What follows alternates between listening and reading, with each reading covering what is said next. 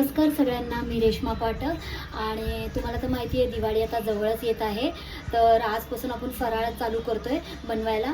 तर फर्स्ट आपण करणार आहे शंकरपाळी. तर तुम्हाला पुढे दाखवणार आहे शंकरपाळीचं पीठ आणले. आता हे आपल्याला मळायचं आहे आणि त्याच्यामध्ये दूध किंवा पाणी आपण दोन्ही मिक्स करून ते मळून घेणार आहे.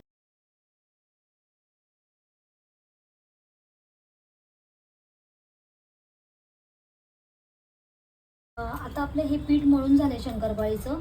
आता ह्याला अर्धा तास झाकून ठेवायचे. त्याच्यानंतर मग आपण शंकरपाळी करणार. आता आपण आहे ना हे शंकरपाळीचं असं लाटून घ्यायला लागतं त्याला पहिलं आणि त्याच्यानंतर आपण आहे ना ह्याच्याने आपण हे करणार आहे.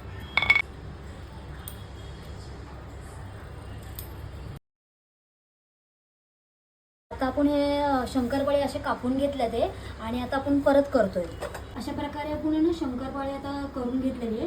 आता आपण आहे ना त्याला तळायचं आहे. आता आपण आहे ना शंकरपाळी याच्यामध्ये टाकली तेलामध्ये, गरम झाले छानपैकी तेल आणि आता मस्तपैकी याला लालसरपर्यंत होसपर्यंत तळायचे आहेत आपल्याला. हे बघा आपण शंकरपाळी याच्या तेलामध्ये टाकलेली आहे. असे लालसर होसपर्यंत करून तळून घ्यायच्यात आपल्याला.